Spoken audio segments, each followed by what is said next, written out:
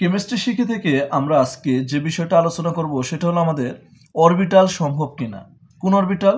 অর্থাৎ একটা পরমাণুর ইলেকট্রন যে কক্ষপথে ঘূর্ণায়মান, অর্থাৎ যদি এটা পরমাণু নিউক্লিয়াস হয় তাহলে এটা একটা কক্ষপথ, এটা একটা কক্ষপথ, এই একটা কক্ষপথ। তো এই যে কক্ষপথগুলোতে যে এস পি ডি এফ অরবিটালগুলো থাকে সেই অরবিটাল সম্পর্কে আমরা কথা বলবো। যেমন 1p 2d 3f 2s এই অরবিটালগুলো সম্ভব কি না। খুব সহজেই আমরা কিন্তু ইলেকট্রন বিন্যাস করি। এই ইলেকট্রন বিন্যাস করার সময় কিন্তু আমরা কি লিখি, যে যেমন 1s2 2s2 2p6 3s2 3p6 4s2 3d10। ব্যাপারটা এখানে দেখতে পাচ্ছি, প্রথম কক্ষপথে একটা অরবিটাল থাকে সেটা 1s, দ্বিতীয় কক্ষপথে থাকে 2s 2p, তৃতীয় কক্ষপথে থাকে 3s 3p এবং 3d, এবং চতুর্থ কক্ষপথ থাকে।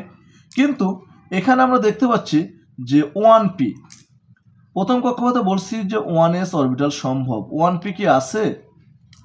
1p কিন্তু নেই। তেমনিভাবে দ্বিতীয় কক্ষপথে 2s 2p 2d কি আছে? নাই। তিনের ঘরে কিন্তু 3s 3p এবং 3d 3f আছে? নাই। তো এই যে নাই, এই অরবিটালগুলো সম্ভব কি সম্ভব না সেটাকে আমরা মুখে বললে হবে? আমাদের কেমিস্ট্রির ভাষায় বোঝাতে হবে যে এই অরবিটালগুলো সম্ভব না বা সম্ভব। সেটা আমরা দেখাবো কিভাবে? আমরা এখন দেখাবো যে 1p 2d 3f 2s এগুলো অরবিটাল সম্ভব কিনা। ওকে, সেক্ষেত্রে আমরা 1p অরবিটালের কথা যদি ভেবে থাকি, 1p অরবিটাল সম্ভব কিনা, তাহলে আমরা দেখতে পাচ্ছি 1p। তাহলে 1pর জন্য আমরা যদি কোনো অরবিটাল সম্ভব কি সম্ভব না এই বিষয়টা যদি আসে, তাহলে কিন্তু আমাদের কোয়ান্টাম সংখ্যা, প্রধান কোয়ান্টাম সংখ্যা n এবং সহকারী কোয়ান্টাম সংখ্যা l, এই দুইটা মান দ্বারা আমরা কিন্তু বের করব যে অরবিটাল সম্ভব কিনা। তাহলে 1pর ক্ষেত্রে প্রধান কোয়ান্টাম সংখ্যা n এর মান কত হবে? 1p মানে 1, তাহলে প্রথম কক্ষপথের জন্য শক্তি স্তর কত হবে? তাহলে প্রথম কক্ষপথ, তার মানে n এর মান কত হবে? 1।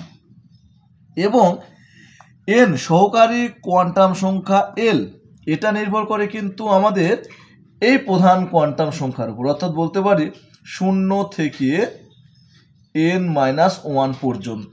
এটা আমাদের মুখস্থ রাখতে হবে কিন্তু, যে 0 থেকে n-1 পর্যন্ত কিভাবে। এবার এই জায়গায় আমরা দেব এটাই, যে 0 থেকে n, তাহলে 0, n এর মান কত? 1, তাহলে n এর মান 1 বসাও, সূত্রের 1, তাহলে কত হয়? 0, 1 - 1 0, দুইটা শূন্য নেওয়ার দরকার নাই, তাহলে আমরা বলতে পারি একটা। আর এটা আমরা জানি যে সহকারী কোয়ান্টাম সংখ্যা, সবাই মনে রাখো, সহকারী কোয়ান্টাম সংখ্যা এল এর মানের উপর অরবিটালের মান নির্ভর করে। অর্থাৎ এল এর মান 0 হলে হয় এস অরবিটাল, এল এর মান 1 হলে হয় পি অরবিটাল। আমরা কি বলছিলাম? আমরা বলছিলাম সহকারী কোয়ান্টাম সংখ্যা এল এর মানের উপর কিন্তু অরবিটালের মান নির্ভরশীল।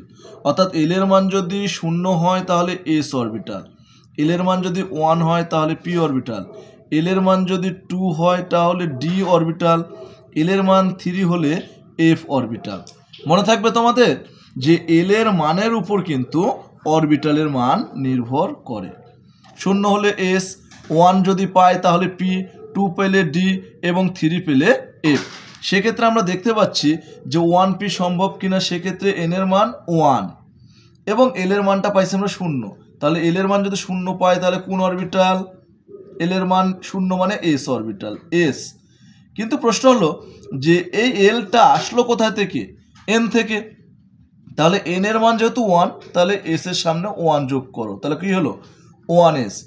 অর্থাৎ প্রথম শক্তি স্তরে শুধুমাত্র একটি অরবিটাল থাকবে, সেটা হলো 1s। ক্লিয়ার? তার মানে 1p অরবিটাল থাকে না, সম্ভব নয়। কেন সম্ভব নয়? যদি 1p পেতাম তাহলে এল এর মান অবশ্যই 1 আমরা পেতাম। এল এর মান 1 পেলে আমাদের 1p সম্ভব হতো। যেহেতু আমরা এল এর মান শুধুমাত্র 0 পাইছি, তাহলে এস অরবিটাল কত? S 1s। ক্লিয়ার? তাহলে 1p অরবিটাল সম্ভব নয়, 1p অরবিটাল সম্ভব নয়। ক্লিয়ার? ওকে, আমরা আর একটাতে যাই, যেমন 2d অরবিটাল সম্ভব কিনা আমরা দেখতে পাই।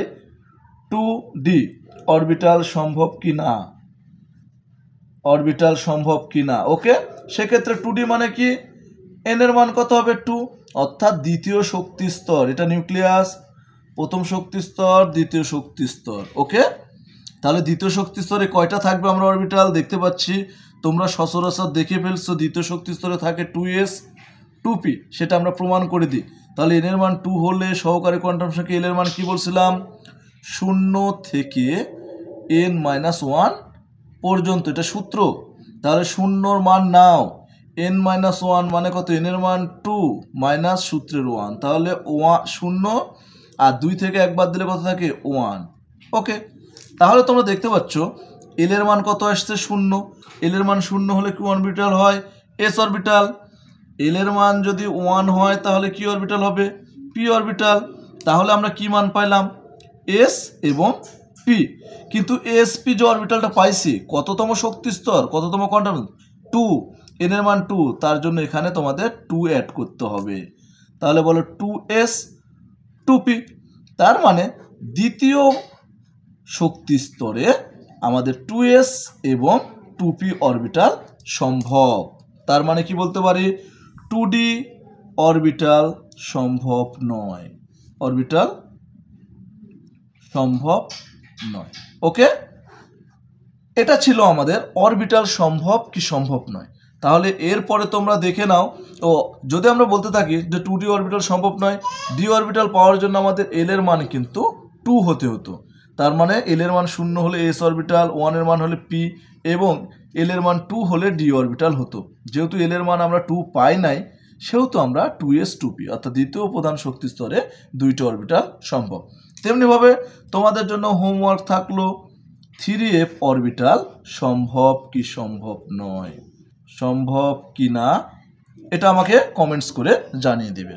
ওকে, আজকে এই পর্যন্তই, দেখা হবে আগামী পর্বে।